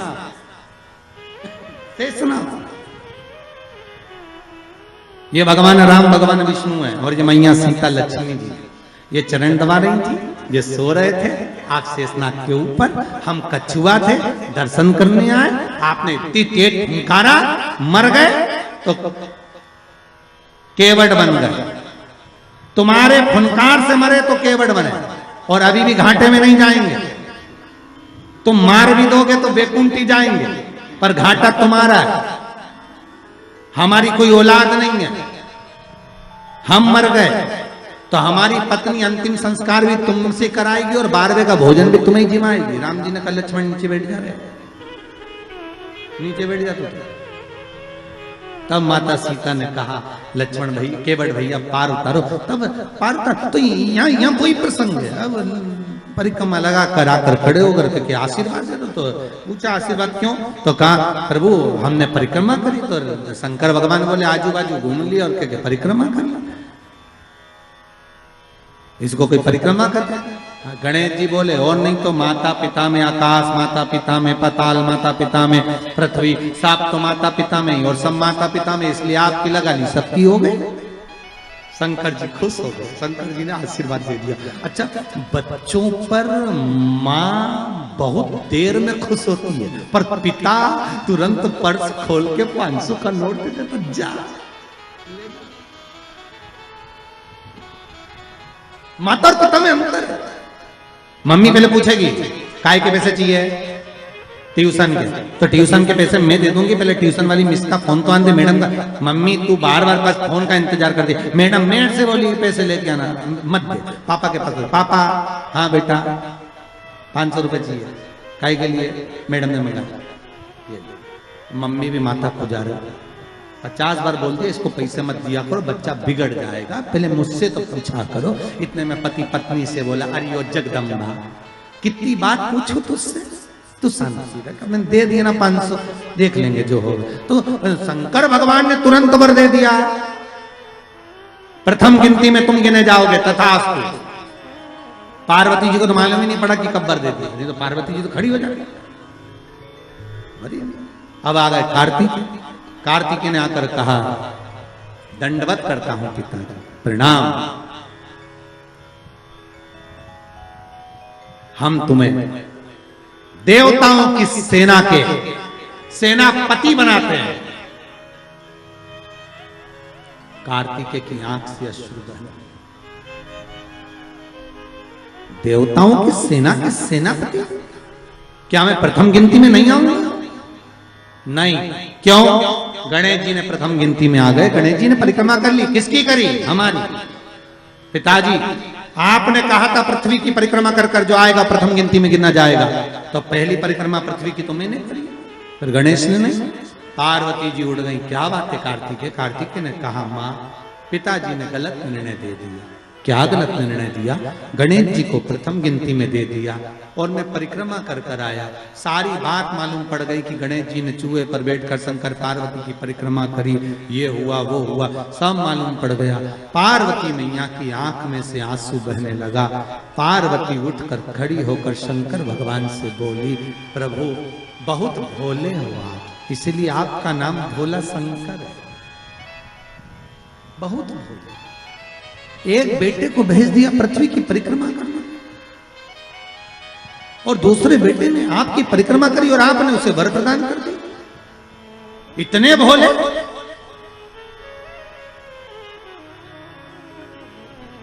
पुत्रों में भेद कर दिया।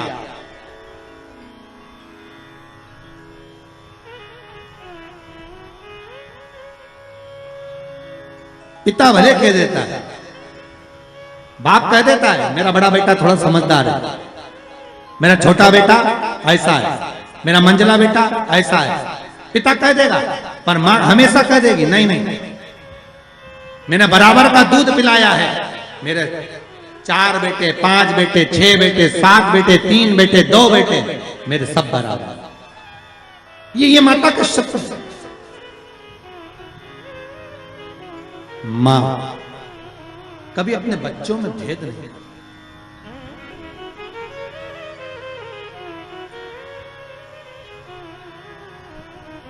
पूत कपूत सुने हैं परना, माता सुनी कुमाता।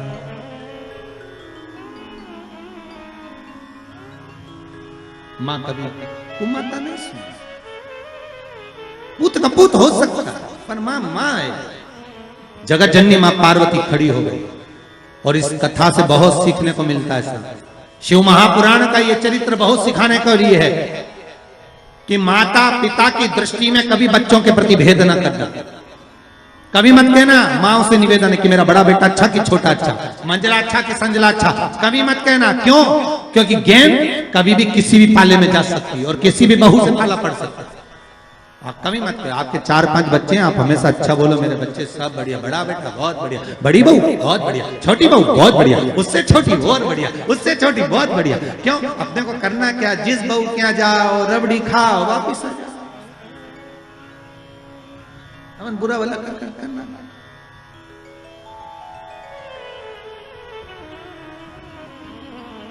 बहुत बढ़िया, क्या चलता।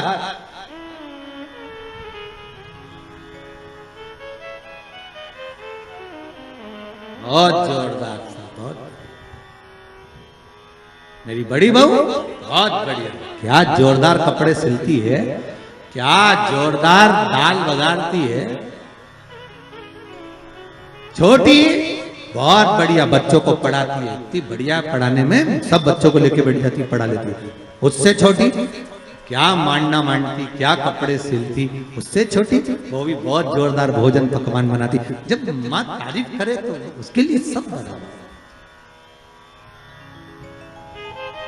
सब। जैसे शंकर भगवान कहाँ रहते हैं? जम के बोलिए शमशान। शमशान शिव जी का धाम, जहां पर सबकी शान सम है, उसी का नाम शमशान है। शमशान में जो जाता है वो रात का ढेर बन जाता, रात का ढेर।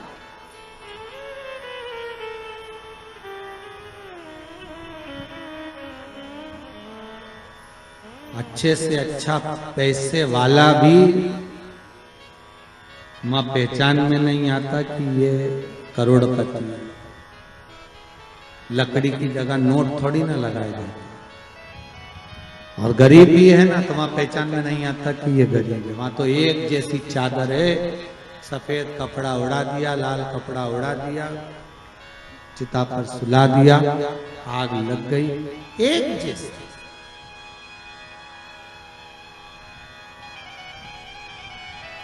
कपड़े में भले चमक ना हो, पर चेहरे की चमक बता देती है कि ये कौन है। फिर वही बात कहूंगा, क्रीम की चमक 15 दिन, 20 दिन, 1 महीने रहेगी, पर अच्छे कर्म की चमक जीवन पर्यांत रहेगी। आपका कर्म हमेशा चमकता रहेगा। आप अच्छे कर्म करते रहिए, दान पुण्य सत्कर्म भजन कीर्तन स्मरण, ये श्वास चली ना चली, अंतिम श्वास कौन सी है किसको मालूम? 21,600 श्वास में से आखिरी श्वास कौन सी है किसी को नहीं मालूम। अंतिम श्वास कौन सी है ये किसी को मालूम। थोड़ा रिटर्न बढ़ाइए भाई। अंतिम सांस कौन सी है ये किसको मालूम?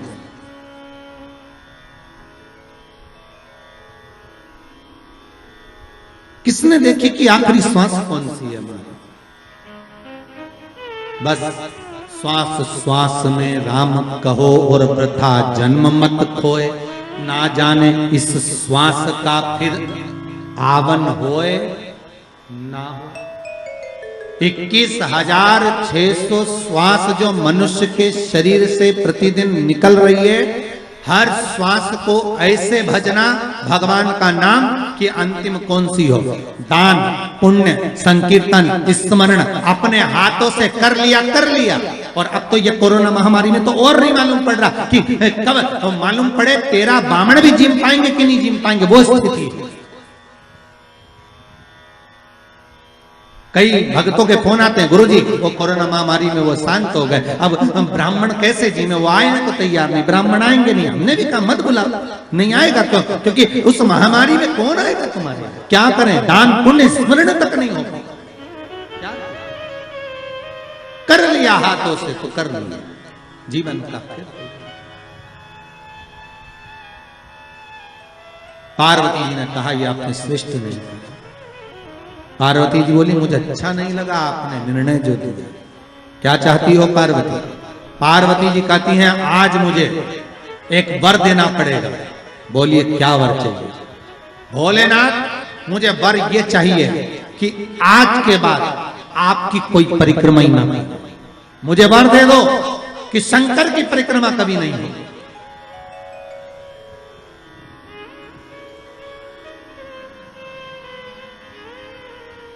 शिव की परिक्रमा का विधान नहीं होगा। शंकर भगवान ने पार्वती को तथास्तु कह दिया। आज के बाद शंकर के मंदिर में शिवलिंग की कोई परिक्रमा नहीं करेगा। कभी आपने करते हुए देखा किसी को? नहीं। शंकर की परिक्रमा होगी तो आधी यहां से चालू होगी, वहां तक जाओगे फिर वापस आओगे। यहां तक शिव महापुराण की कथा कहती है कि शंकर की आरती के बाद जो परिक्रमा भी होती है ना, वो भी पूरी नहीं करना चाहिए, आदि कर वापस हो जाना चाहिए।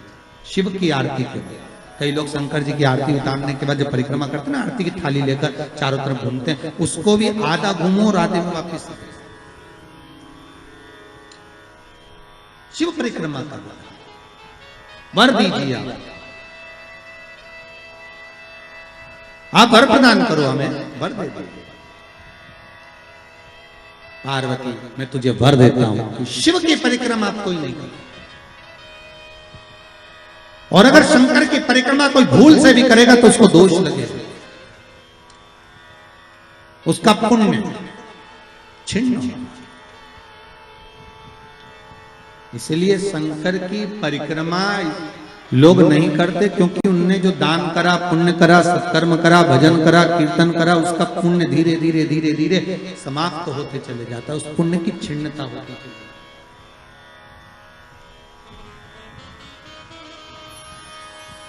नहीं। पार्वती जी बोली प्रभु हमें मेरा निवेदन स्वीकार करेंगे? बोलो क्या बात है? पार्वती जी बोलती हैं आपने गणेश जी को प्रथम पद दिया है, तो इस कार्तिकेय को भी प्रथम पद प्रदान करिए। शिव जी बोले ये नहीं हो सकता, क्योंकि प्रथम पद एक ही होता है।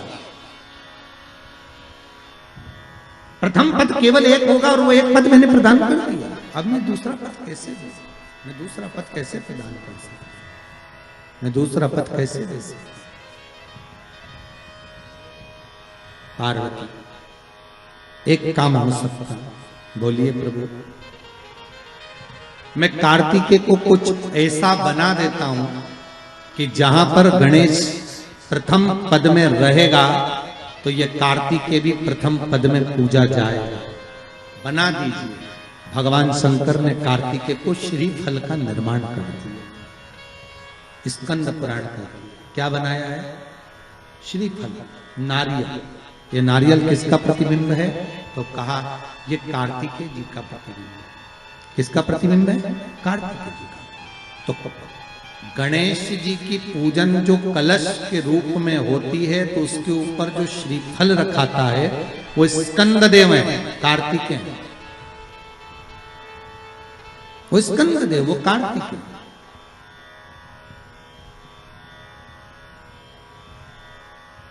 जो रखाया गया फल है वो कार्तिकेय का प्रतिबिंब है। अगर प्रथम में गणेश पूजाएगा तो ये कार्तिकेय पूजाएगा। इसलिए श्रीफल, महाराज श्रीफल कार्तिकेय का प्रतिबिंब है।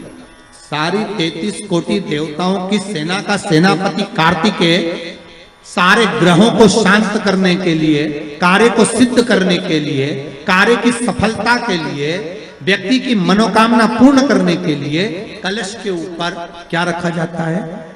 जम के बोलिए, नारियल, श्रीफल रखा जाता है, जो कार्य की सफलता प्रदान।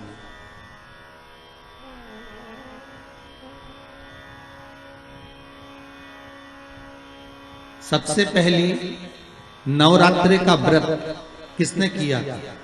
उत्तर दीजिए। सबसे पहला नवरात्रि का व्रत, नवरात्रि की उपासना सबसे पहले किसने करी थी? भगवान राम ने। अश्विन के नवरात्रि में भगवान राम ने 9 दिन तक कलश की स्थापना कर लंकाधिपति रावण को मारने के लिए मां जगत जननी की आराधना करी। भगवान राम ने मां जगत जननी की आराधना, मां जगदम्बा की आराधना। और कहते हैं मेरे राम ने प्रतिदिन मां आद्यशक्ति को निमंत्रण दिया और मां जगत जननी से विनती निवेदन कर कहा कि आपको प्रतिदिन आना पड़ेगा। इसलिए देवी भागवत में लिखा है कि नवरात्रि में एक दिन, जैसे प्रतिपदा है, पहला दिन है तो एक कन्या का पूजन करो, द्वितीया है तो 2 कन्या का पूजन करो, तृतीया है तो 3 कन्या का पूजन करो, चतुर्थी है तो 4 कन्या का पूजन करो, पंचमी है 5 कन्या का पूजन करो, छठ है 6 कन्या का पूजन करो, सप्तमी है 7 कन्या का पूजन करो, अष्टमी है 8 कन्या का पूजन करो, नवमी है, जम के बोलो, 9 कन्याओं का पूजन करो। और अगर इस तरह से आप पूजन नहीं कर सकते नवरात्रि में तो 9 कन्याओं का पूजन एक साथ या तो अष्टमी के दिन या नवमी के दिन कर दो, या मध्य में, बीच में भी आप कर सकते हो एक साथ। पर अगर आपकी कोई कामना है, आपकी कोई इच्छा है, मालूम पड़े, जैसे कई लोग कहते हैं कि हमारी इच्छा है, हमारी वो मकान नहीं बिक रहा, या हमारी वो जमीन नहीं खरीदी जा रही, या हमारी कोई कंपनी नहीं डल रही, या हमारे काम में ये अड़चन आ रही है, तो नवरात्रि में, 4 नवरात्रि में से किसी भी नवरात्रि में आप नियम बना लो कि एक कलश की स्थापना कर एक दिन में 1 कन्या का पूजन कर उसको भोजन कराना, लाल वस्त्र देना, लाल चुनरी देना, दूसरे दिन में 2 कन्याओं का पूजन कर लाल वस्त्र उड़ाना, लाल चुनरी देना, तीसरे दिन में 3, चौथे दिन में 4, 5वें दिन में 5, ऐसे 7-9 दिन तक एक कन्याओं के क्रम को बढ़ाते बढ़ाते बढ़ाते बढ़ाते आप उस पूजन का विधान प्रबल कर सकते। आज किसी का फोन था सुबह, तो कोई कह रहे थे कि हमें गुरुजी से बात कराओ, तो समीर जी ने बताया कि फोन आया था और वो बोल रहे थे कि हमें नवरात्रि में अगर मान लो कोई साधना करना हो तो कौन सी साधना करना चाहिए, हम किसकी आराधना करें, हम 9 दिन तक किसकी साधना करें। तो अगर बन सके तो देवी भागवत में सबसे सुंदर साधना यही है कि हम एक दिन में 1 कन्या के चरण धोकर पूजन कर उस कन्या को भोजन कराकर उसका स्मरण करें। हाँ, ये जरूर है, अभी कोरोना महामारी चल रही है तो इस नवरात्रि में भले ना करें, पर आगे की नवरात्रि में जब नवरात्रि अच्छे रहें, कोरोना से मुक्त रहें, तब आप किसी कन्या को 1 दिन में 1, 2 दिन में 2, 3 दिन में 3, 4 दिन में 4, 5 दिन में 5, ऐसे नवरात्रि 4 बार जो नवरात्रि आती, किसी भी नवरात्रि में आप स्मरण कर उसका फल मिलेगा।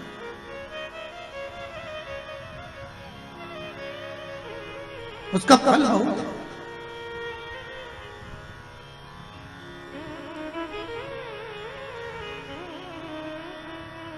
जैसे बेलपत्री का किया गया दान छिन्न नहीं माना गया। किस चीज का दान? जम के बोलिए जरा। बेलपत्री। बेलपत्री का किया गया दान छिन्न दान नहीं है, समाप्ति नहीं होती। बेलपत्री अगर आपने कोई आपसे कहा जी जी तुम्हारे यहाँ बेलपत्री लगी है, जरा 8-10 दे दोगी क्या? बिल्कुल। और उससे कहो बेलपत्र तू मत तोड़, हम तोड़ कर देते, और अपने हाथ से बेलपत्र निकाल कर उसको दो दान। ये छिन्न दान नहीं है, ये समाप्त नहीं होता। ये बेलपत्र का दान अविरल दान बढ़ता है।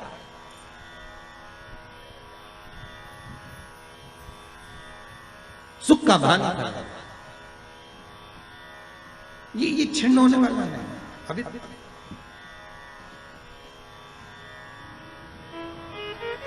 हम जजमानों को भी कई बार कहते हैं कि आप लोग तो बड़े धनभागी हो।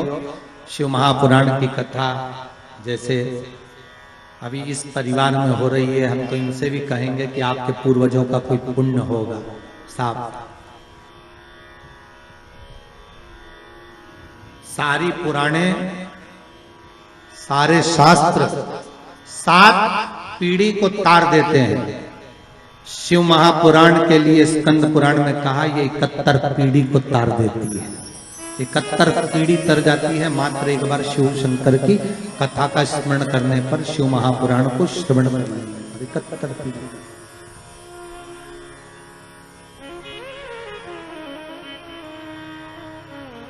उज्जैनी में कभी आप लोग जाएं उज्जैन तो ऋण मुक्तेश्वर महादेव के मंदिर की दीवार पर लिखा हुआ है कि 71 पीढ़ी को तारने वाली होती है शिव महापुराण की कथा। वो तो बघेल परिवार का ना जाने कौन सा पुण्य प्रबल हुआ होगा साहब।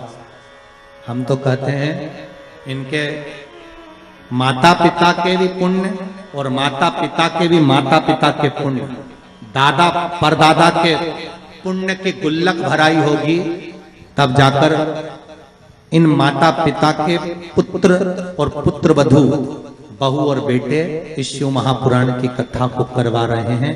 भगवान की कहीं कृपा हुई तब जाकर ये कथा हो रही। ये भगवान की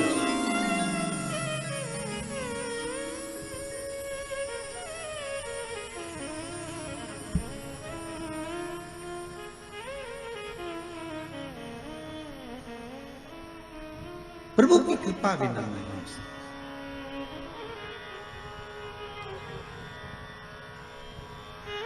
करुणा सागर करुणा करा है तो प्राप्त हो। कथा आती है देवराज नाम का ब्राह्मण था। ब्राह्मण पर कर्म छोड़ दिया था, ब्राह्मण का कर्म से वंचित था।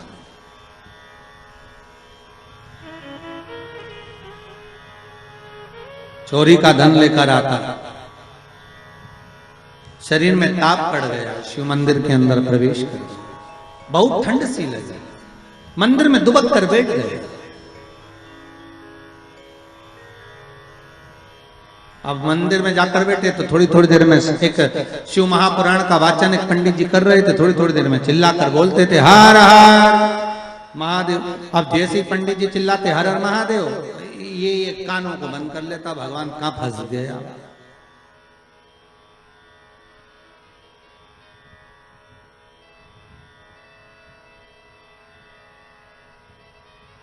अच्छा, कोई शिव महापुराण की कथा भी पुराण की कथा ही है।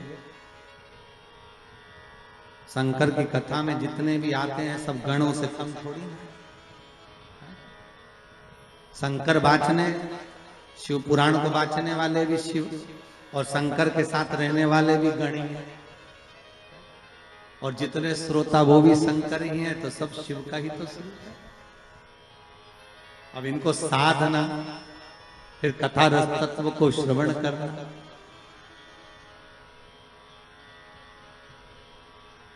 अच्छा, एक तो महाराज कहीं शहर में कथा होना उसमें अंतर होता है, गांव में कथा हो उसमें अंतर होता है।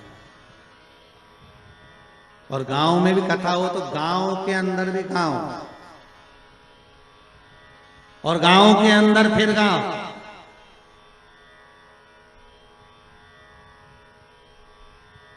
और फिर वो पांडे तारा, और उसके अंदर फिर कथा। वो भी शंकर की। अच्छा जितने लोग आ रहे होंगे ना तुम लोग बाहर से गाड़ियां ले लेके तुम सोच तो रहे होगे कहाँ कथा। अच्छा पहले रानीगंज पहुंचो, रानीगंज से फिर पांडे तारा पहुंचो, फिर पांडे तारा पहुंच के कथा ढूंढो हो कहाँ। तुम किसी को मत ढूंढो, तुम तो बघेल को पकड़ कथा हो ढूंढो। शिव की कृपा है, शंकर की। अब देवराज धन लेकर बैठा तो था पर कथा में मन नहीं लग रहा था उसको। तो महाराज जैसे ही बोले ना हर हर महादेव तो इसको आए गुस्सा। अच्छा कोई पुण्य भागी होता है ना जिसके मन में भगवान की भक्ति का प्रतिबिंब होता है ना उसको कथा में बड़ी रुचि आती है, उसका मन कथा में लग जाता है। और जिसके भीतर पाप भरा होता है ना बस उसको तो अगर भजन भी कहा है कोई कथा भी सुना है तो भी मन नहीं लगे। बताओ नींद आ रही है तो। अच्छा तुम भी कम थोड़ी ना कथा में आए होगे, उससे पहले चाय डकार के आए होगे, चाय माय पी के तैयार मैयार होके सौंफ सुपारी सब खा के फिर अलमस्त होके फिर कथा में बैठे। कोई तुम साधारण तुम भी चतुर। और तो और जेब में लेके भी बैठे कहीं का महाराज होगा अगर नींद भी आएगी तो थोड़े एक आध कट खाता। वो तुम बहुत चतुर हो। अब देवराज तो कथा सुनने के लिए बैठा उसकी चित्तवृत्ति में। अब वो तो कथा सुनना नहीं था, केवल चोरी का सामान लेकर जा रहा था, चुप कर बैठा हुआ था। जो महाराज चिल्ला इसको तो भागा यहाँ से, भागा आगे जाकर शरीर में कांपता गिर गया, चक्कर खाकर मर गया, प्राण छूट गए। 5 मिनट भी नहीं, केवल 2 मिनट की शिव महापुराण की कथा सुनी थी। शिव महापुराण की कथा कहती है देवराज के प्राण छूटे, शंकर भगवान नंदी लेकर आ गए। यमराज पाड़े पर चढ़कर आया, शंकर नंदी पर चढ़कर आया। तो यमराज ने पूछा भोलेनाथ आप? शिव जी बोले हाँ। तू कैसे आया? यमराज बोले देवराज को लेने के लिए आया। देवराज को लेने? हाँ। क्यों? तो बोले इसने पापी पाप करा, इसने पुण्य करा ही, इसलिए इसको लेकर जाना है। यमराज बोले इसको लेकर मैं ही जाऊंगा। शंकर भगवान बोले इसने एक पुण्य करा है। क्या? 2 मिनट की शिव महापुराण की कथा सुनी। तो यमराज बोले 2 मिनट में कुछ होता है? तो शंकर भगवान बोले 2 मिनट में मैं तेरे को जहर की पुड़िया देता, देख निपटे कि नहीं निपटे।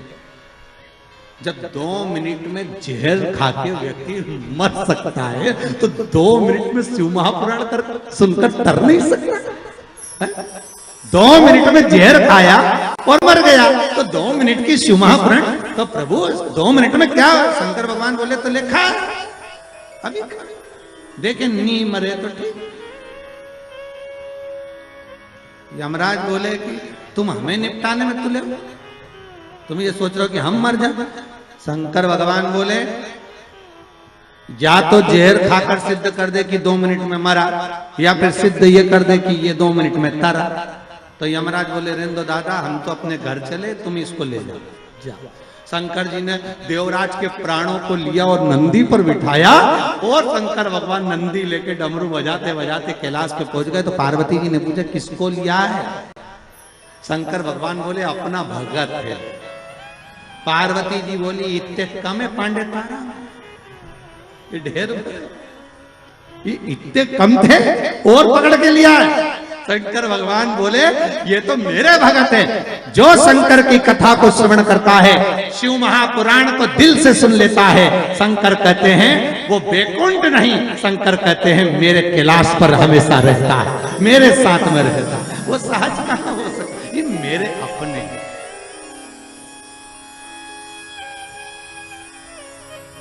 पार्वती जी बोली अपने रहने की तो जगह नहीं, गुफा के अंदर तो अपन रहे, और पकड़ के लिया इसको। शंकर भगवान बोले पार्वती थोड़ा आन दो। पार्वती जी बोली सबको आन दो और अपन बाहर जान दो। शिव जी बोले पार्वती यही तो आनंद है, यही सुख।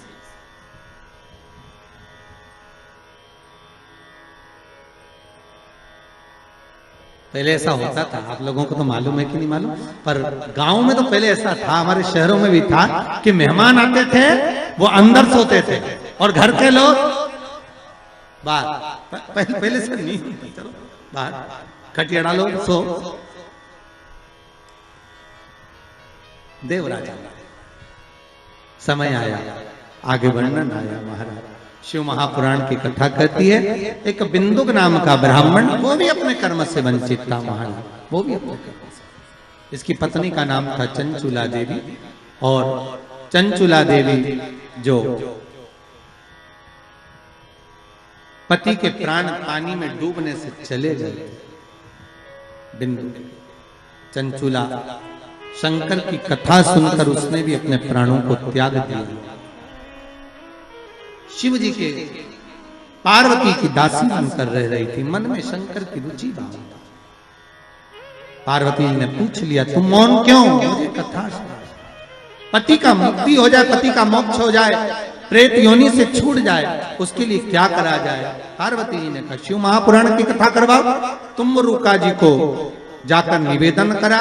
तुम रुका जी ने शिव महापुराण की कथा का रसस्वादन कराया। आपको फिर निवेदन करूंगा, ये तुमरुका नाम कोई साधारण नहीं। फिर कहूंगा, जिस नारी का गर्भ ना ठेरता हो, सफेद आंकड़े की जड़ लाकर शंकर भगवान पर से 21 बार घुमाकर रजस्वला धर्म के 7वें दिन उस जड़ को शिव मंदिर में लाल धागे में बांध लो कमर में, और महाराज बाबा भोलेनाथ जी से विनय करो, बाबा चाहेगा तो 3-4 महीने में गर्भ ठेर ही जाएगा शिव की कृपा से। तुमरुका जी का नाम लेकर सफेद आंकड़े की जड़ को जो बांध लेता है, उसका गर्भ ठेर जाएगा। भगवान तुमरुका नाम कोई साधारण नहीं है, कई रोगों को मिटाने वाला नाम है तुमरुका जी का। कल की कथा में सुनेंगे कि नवरात्रि के तृतीय दिन तुमरुका जी के नाम से चावल कहाँ छोड़ना चाहिए और उसका क्या फल है, कल कथा में स्मरण करेंगे। तुमरुका शंकर और पार्वती स्वतः बने हैं, ईश्वर जी और गोरा जी, और कथा सुनने के लिए गणगौर बनकर भगवान जा रहे हैं भाव भक्ति से।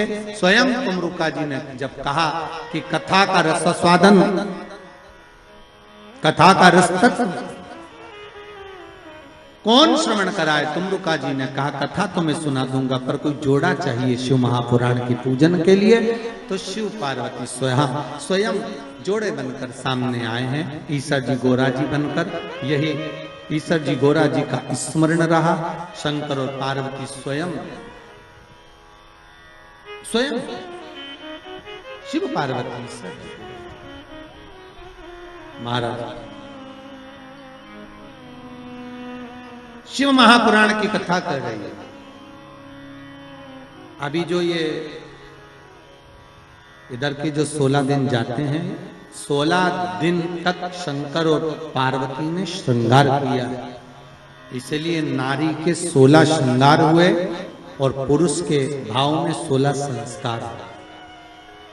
16 दिन तक भगवान शंकर पार्वती सुंदर रूप को धारण करते हैं, आनंद स्थापित करते हैं, और ईश्वर जी गोरा जी बनकर शिव महापुराण के यजमान बनकर कथा का रसास्वादन करते हैं। इसी भाव से आज की कथा को यहाँ विराम की ओर लेते हुए सुंदर आनंद से आरती का क्रम धारण करेंगे। सभी श्रोता भाई बहन जो भी शिव महापुराण की कथा को टीवी चैनल के माध्यम से, फेसबुक यूट्यूब के माध्यम से श्रवण कर रहे हैं, सभी को नूतन वर्ष की, इस नए वर्ष की बहुत बहुत बधाई हो। आपके जीवन में ये आनंद संवत्सर एक नया आनंद लेकर आए और आपके जीवन को सुखमय बनाए। हर हर महादेव, हर हर महादेव, हर हर महादेव।